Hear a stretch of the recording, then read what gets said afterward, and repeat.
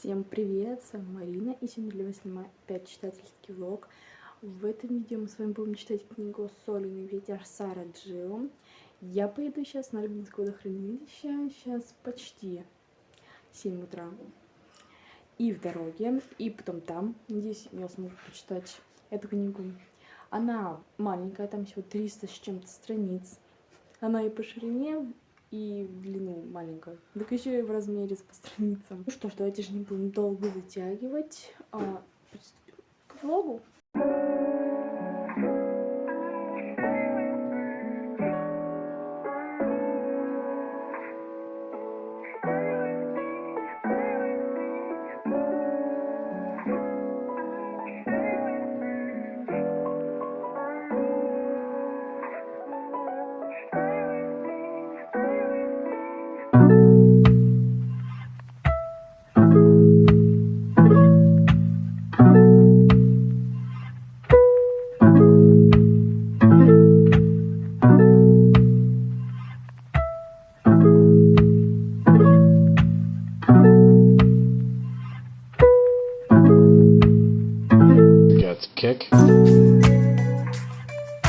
Я уже на 54-й странице книги и хочу чуть-чуть рассказать свои впечатления.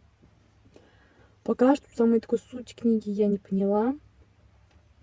Там сначала начинается повествование, то, что вот эта бабушка, которая у нас главная героиня, ее внучка. Она там пишет, вот эта внучка диплом, и приходит бабушке письмо. Затем бабушка начинает рассказывать о своей молодости.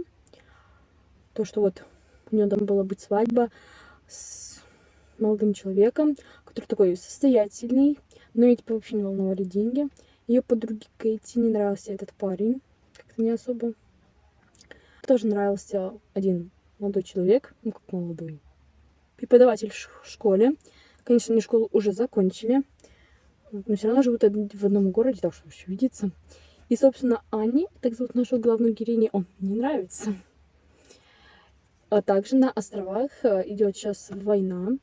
Туда требуются медсестры. А как раз вот эти девушки закончили медицинский университет. Они, кстати, тоже из богатых таких семей. Состоятельных, так должны назвать.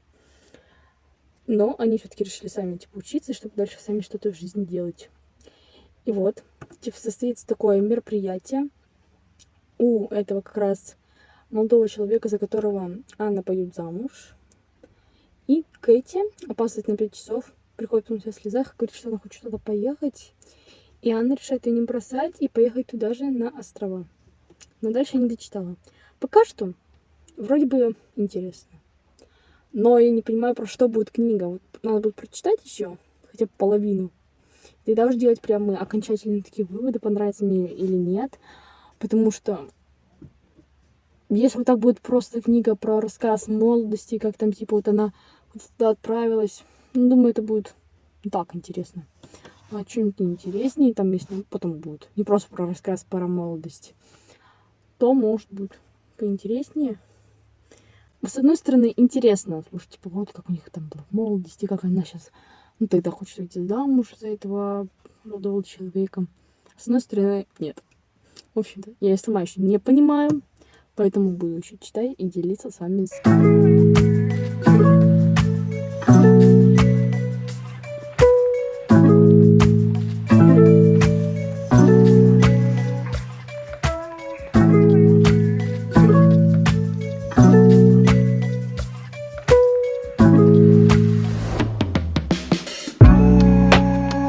Короче, мне осталось совсем чуть-чуть дочитать, 20 с чем-то страниц, ну, почти там около 30. И все, я ее дочитаю. Надеюсь, сегодня уже поделюсь своими впечатлениями. В общем-то, я дочитала книгу. Сейчас 12 часов ночи, но я решила записать именно сейчас свои эмоции, чтобы было все по-настоящему, а не потом просто рассказывать вам что-то, типа вот такие, чтобы посмотрели, да, классный сюжет, типа эмоции какие, что, типа. Вот. Сразу говорю, сори за вид, я не красилась. Вот. Скажу так, я сначала, когда читала, уже почти дочитала днем книгу. Так просто мельком полистала страницы. Ну, типа чуть-чуть почитала что-то, но не прямо целые страницы. У меня еще есть такая привычка, например, читаю начало книги, какую-то а-ля середину. Могу почитать, просто прочитать конец. Вот, например, последняя страница будет, не знаю, мне это очень глупая привычка, надеюсь, как-нибудь от нее избавлюсь. В общем-то, когда я полистала, я думала, будет грустный конец. Я думаю, все, опять книга вторая с грустным концом. Нет, конец хороший, все хэппи-энд. Вот уже более, это конец был. Меня тут очень раздражала Китти, потому что ее поступки, ну, это вообще не дружеские, вообще ни капли. Не знаю, после почему-то потом, через несколько лет, очень много лет, лет 60 точно прошло, даже больше. Как Анна могла ее простить? Да, такой мини-спойлер. Не знаю. Книга мне понравилась. Я не пожалела, что вообще начала читать ее. Мне ее дарила подруга на день рождения. Теперь я хочу познакомиться еще с произведением Сары Джилл. Это было видео 24 часа видео у одного блогера. Там вроде была ежевичная зима. Я, если не ошибаюсь, какая книга именно была. Ну что-то Сары Джилл. Там прямо плакала вот эта вот девушка, которая снимала. Поэтому хочу собрать все ее книги именно вот в этом оформлении, потому что она мне нравится, наверное, больше всех. Там еще было одно оформление интересное. Но раз уж у меня появилась книга в таком оформлении, надо собирать все вот в таком оформлении. Кстати, затяните мои ногти.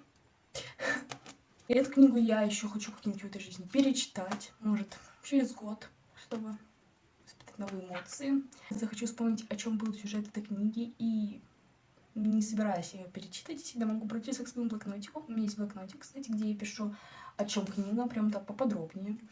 Пишу главных героев, ну и название, собственно, с автором. Чтобы не наговорить вам лишних спойлеров, скажу так. Книга интересная, всем советую.